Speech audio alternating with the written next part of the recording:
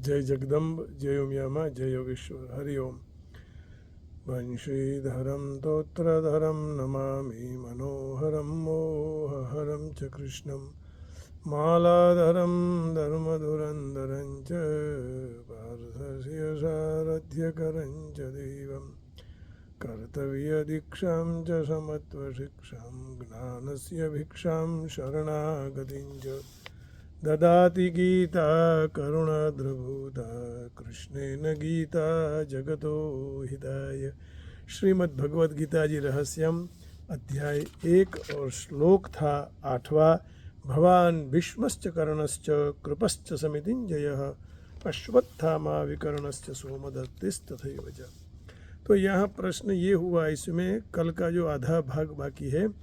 कर्ण कौन थे? तो कर्ण कुंती पुत्र હતા। સૂર્યદેવના પ્રભાવથી કુંતીની કુમારી અવસ્થામાં જ એનો જન્મ થયેલો, એટલે કુંતી માતાએ એને પેટીમાં રાખી નદીમાં નાખી દીધા, પધરાવ્યા, પરંતુ ભાગ્યવશાત એમની મૃત્યુ ન થઈ। વહેતા વહેતા વહેતા પેટી હસ્તિનાપુર જતી રહી। અધિરથ નામના સૂત એમને ઘરે લઈ ગયા।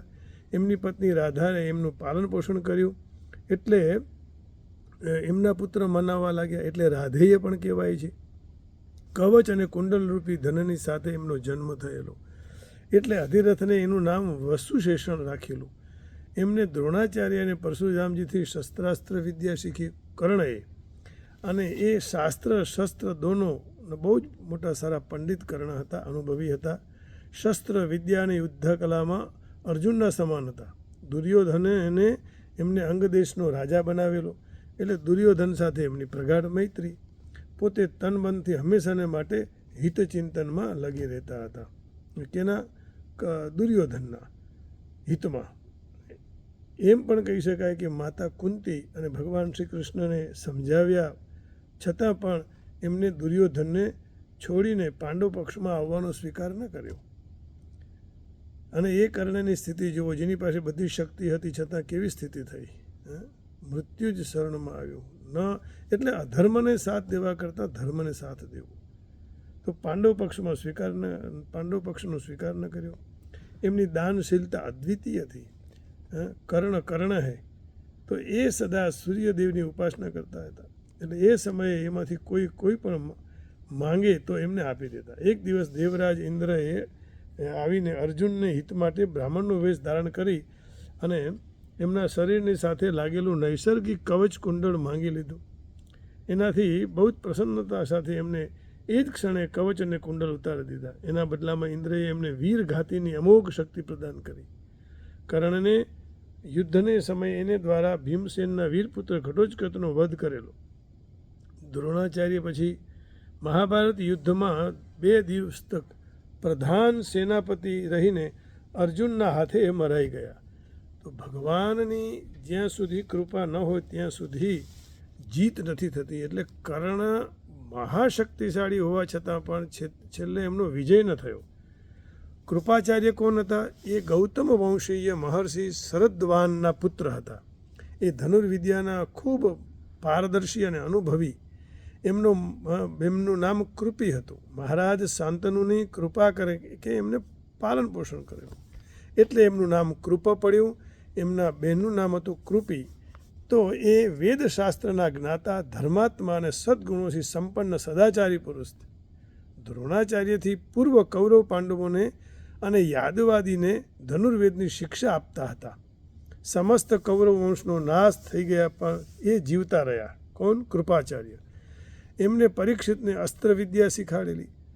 એ પોતે સ્વયં વીર અને વિપક્ષીઓ પર વિજય પ્રાપ્ત કરવામાં નિપુણ હતા, એટલે એમનું નામ સમિતિંજય વિશેષણ લગાવીને કરવામાં આવે। આપ બધા જાણો છો કે અશ્વત્થામા આજે પણ જીવે છે। સંસ્કૃતમાં પ્રમાણ છે, અશ્વત્થામા બલિર્વ્યાસો હનુમાંશ્ચ વિભીષણ કૃપ પરશુરામશ્ચ સપ્તૈતે ચિરજીવિના। પણ એ અશ્વત્થામાએ એવું ખરાબ કર્મ કરેલું કે પાંડવોને મારવા જતાં પાંડવોના પુત્રોને મારી નાખ્યા। તો આ અશ્વત્થામા આચાર્ય દ્રોણના દીકરા હતા। એ શાસ્ત્ર અને અસ્ત્ર વિદ્યામાં અત્યંત નિપુણ, યુદ્ધ કલામાં ખૂબ પ્રવીણ, બહુ જ શૂરવીર અને મહારથી। એમને પણ પોતાના પિતા દ્રોણાચાર્યથી યુદ્ધ વિદ્યા શીખી હતી। એવા અશ્વત્થામા। વિકર્ણ કોણ હતા?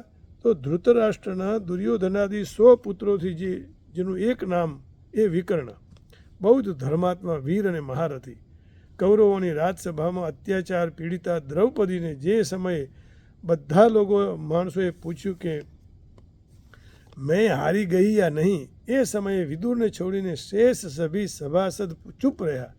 ત્યારે વિકર્ણ એક એવા હતા જેને સભામાં ઊભા થઈને તીવ્ર ભાષામાં ન્યાય અને ધર્મની અનુકૂળમાં સ્પષ્ટતા સાથે કહ્યું, દ્રૌપદીના પ્રશ્નનો ઉત્તર ન દેવો એ તો બહુ મોટો અન્યાય છે. અને એને બધાની પાસે માંગ્યું કે મારું રક્ષણ. અને એ જ આપણી ભૂલ છે કે આપણે સંસારમાં પણ ભટકીએ છીએ રક્ષણ માટે. દ્રૌપદીએ બધાને વિનંતી કરી, ભીષ્મ પિતામહને, અર્જુનને, યુધિષ્ઠિરને, પણ કોઈ એની રક્ષાએ ના આવી શક્યું. ગુરુ પણ, દ્રોણાચાર્ય પણ ના આવી શક્યા, કૃપાચાર્ય પણ ના આવી શક્યા. અને છેલ્લે થાકીને દ્રૌપદીએ ભગવાન કૃષ્ણને પુકાર્યા, ત્યારે ભગવાન હાજર થયા.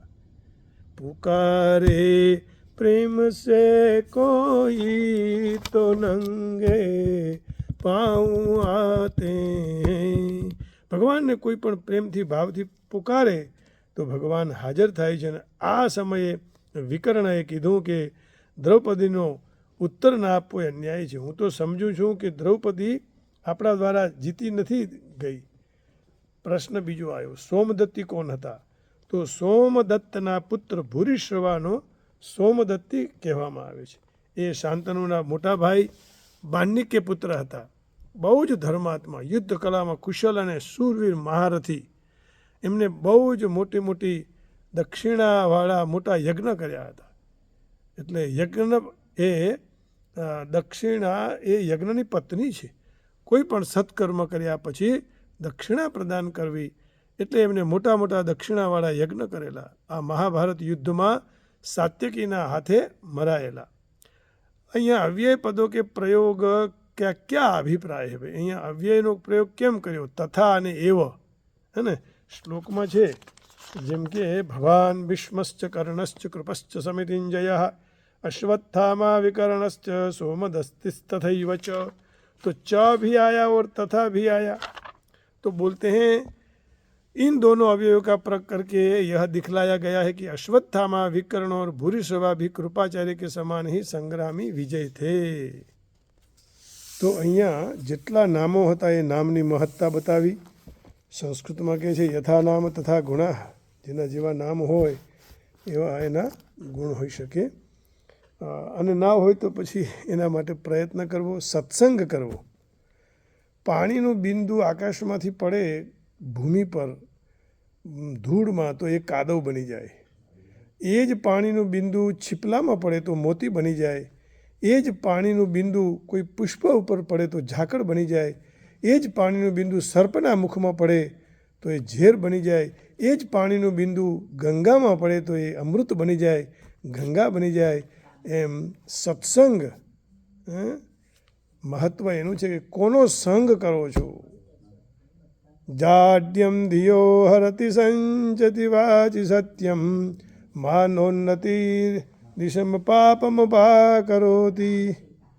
એટલે સત્સંગતિ કથય કિન્ન કરોતી પુંસામ. સત્સંગતિ શું ન કરે?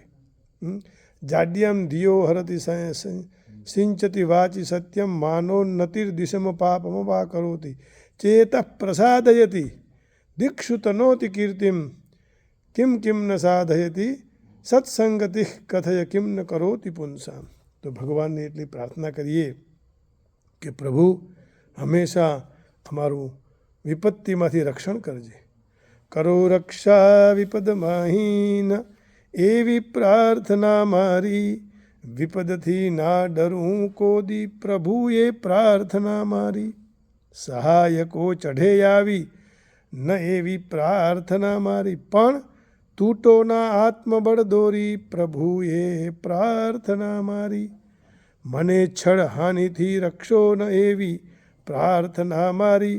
ડગુ ન આત્મપીર પ્રતીતિથી પ્રભુએ પ્રાર્થના મારી.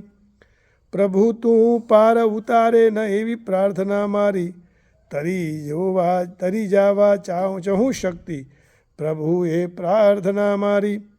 તું લે શિર પર ઉપાડી ન એવી પ્રાર્થના મારી. ઉઠાવી હું શકું સહેજે પ્રભુએ પ્રાર્થના મારી. સુખી દિને સ્મરું ભાવે દુઃખી અંધાર રાત્રિએ.